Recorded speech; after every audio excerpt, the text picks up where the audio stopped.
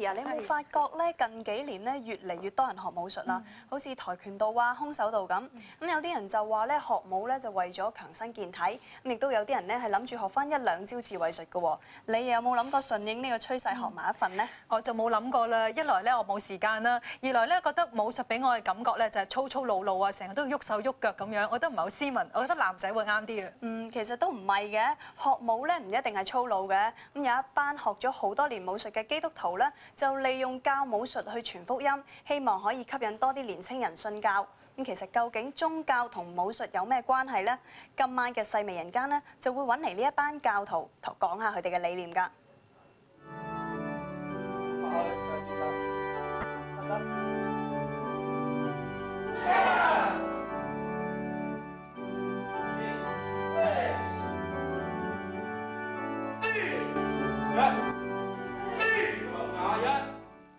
無論係空手道或者其他嘅武術門派，都俾人一種好勇鬥狠嘅感覺。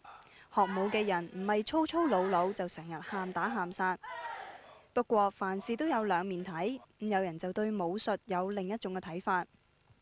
自己可能都幾中意打交啊，喐喐，即係啲喐隻手喐腳啊咁嘅動作啦。咁就同埋某程度上都會覺得自己都想係學一門嘅武功啊。即係俾自己可能細粒啊，又即係驚人恰啊咁啊，所以就想到話學啲功夫咁啊。其實都可能幾中意空手道呢一樣嘢。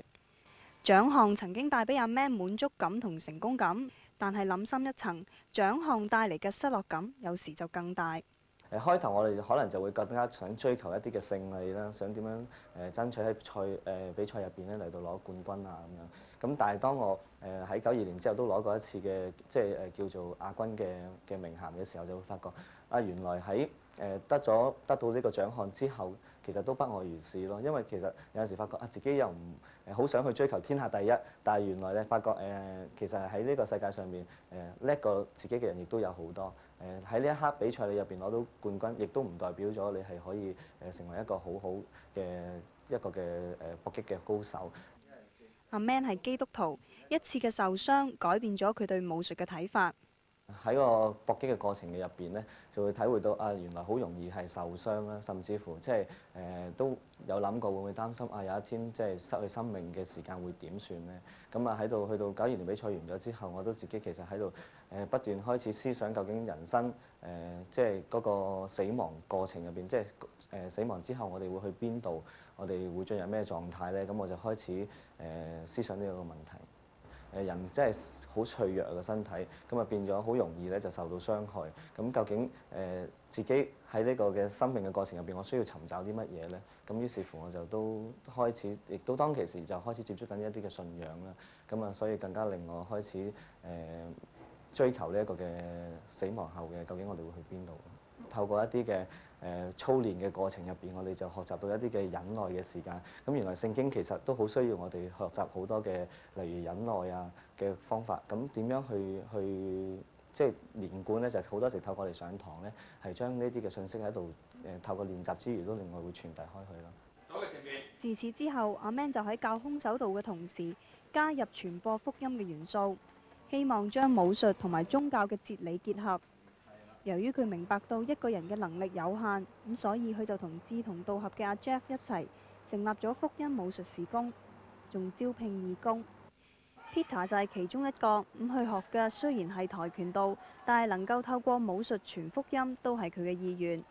武術可能始終有動感，咁特別係適合一啲年青人，又或者一啲根本去未必係有興趣返教會，可能有啲嘅團契啊，或者一啲嘅小組咁樣，佢哋可能覺得好悶。咁但係透過武術嘅表演咧，第一方面佢其實吸引到佢，咁佢成為我哋學員嘅時間，佢基本上係長期咁我哋受一個武術訓練，加上我哋班裏邊其實有講福音嘅，咁佢會自然係長期咁樣都會聽到呢個福音。而家呢一個機構已經有20幾個義工，每個人學唔同嘅武術，有人學跆拳道，有人學詠春，咁佢哋走埋一齊，目的就只有一個。我哋呢班朋友咧都係基督徒嚟嘅，咁咧佢哋個個都係玩武術。咁咧，佢哋都係有唔同嘅工作。今日咧係特登咧抽空咧，係同各位朋友、街坊咧係做一個表演同埋分享啲信息。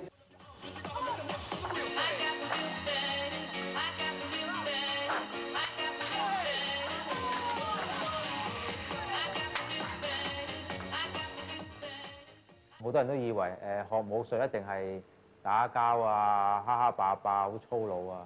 其實佢哋忽略咗學武其實有一種精神係好緊要嘅，即係去謙卑啦，去尊重別人啦。除咗做表演，武術事工亦都會去到學校同學生接觸。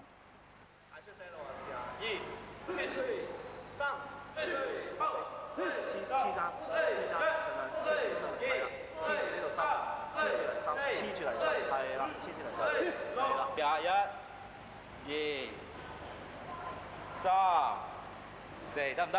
嚟啦！1、2、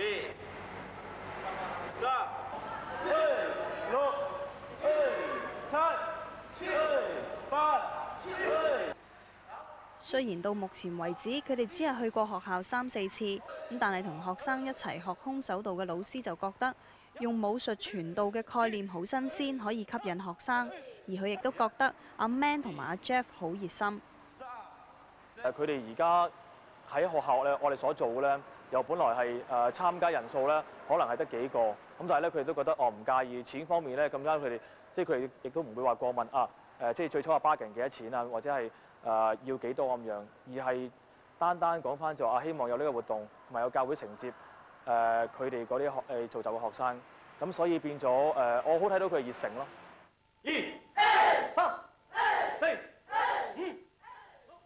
呢一日，阿 Man 就同阿 Jeff 借咗香港仔一間教會嘅地方，用嚟教空手道。攞完之後咧，出翻拳，係啦，冇錯，試下，冇講你好強。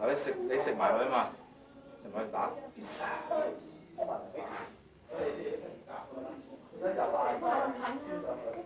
好多青少年啦，因為其實好多青少年而家香港都係好想玩武術啊，好想學一啲嘢，但係佢哋跟出邊嘅師傅嘅時候，可能佢唔係咁好啦，或者係點樣？但係我哋呢個福音武術嘅就係去教武術之餘，都可以同佢分享個福音。喺練習之前一齊祈禱啦，咁祈禱完之後咧，先開始我哋嘅練習啦。咁喺練習差唔多到末段嘅時間咧，就剩低我哋有15至30分鐘嘅時間咧，咁我哋就會坐低一齊咧，就去分享啦。咁可能會提一啲嘅聖經嘅話語啦。咁跟住咧，亦都會將一啲嘅信息帶出嚟俾佢哋啦。咁藉此嗰個階段，即係嗰個坐低嘅分享嘅時間咧，我哋將我哋嘅信息去傳遞開去啦。咁以至到佢能夠明白聖經更多。嗱，我哋成日睇一段好短嘅經文嚟嘅。彼得進前台對耶穌説：主啊，我弟兄得罪我。好多精神咧喺聖經都有教啦，即係耶穌都教我哋去謙卑啦，去尊重朋友啦，去愛鄰舍啦，仲有好多就係去自制啦。即係好多人以為學武術都係一定去打人㗎啦，其實好緊要就係學武術一定要學自制，即係你學咗出拳或者出腳嘅時候，你要點樣去控制你自己嗰個嘅武術咧？咁其實聖經都有好多係講自制呢樣嘢嘅，所以我覺得好多嘢都係好吻合。武術其實俾咗我就一個好大動力咯，因為呢樣嘢真係學無止境，即係就算你幾叻，都係有人叻過你咯。所以你學呢樣嘢一定唔可以話你學識晒，或者而家已經學完啦，係一定要不斷去追求，不斷嘅去操練咯。所以做人都一樣，如果好多時候我都係好容易放棄嘅以前，但係而家我學識咗就係去唔易放棄咯，係去忍耐鍛鍊一啲嘢咯。人好多時咧，好想藉着一啲嘅嘢咧，去攀登更高咧，而超越，甚至乎可能係超越上帝咁樣嘅過程。咁我發覺原來即係唔係可以係做到咁樣嘅地步。咁原來人其實係好多限制，尤其是喺你練武嘅過程入邊咧，你會發覺其實都有一啲嘅限制喺入邊。從武術到信仰，改變咗佢哋對武術嘅睇法。武術由從前發泄解悶嘅工具，演變成實踐理想、傳播聖經道理嘅媒體。想真係做到好大規模嘅，好大規模意思即係話真係有好多教會、好多學校咧，我哋都可以進入去咧去傳福音，用呢個武術，同埋咧真係好多最終嘅目標就係話咧，好多人咧透過呢個武術去相信神，去改變佢嘅舊我嘅性格，喺耶穌裏面更新。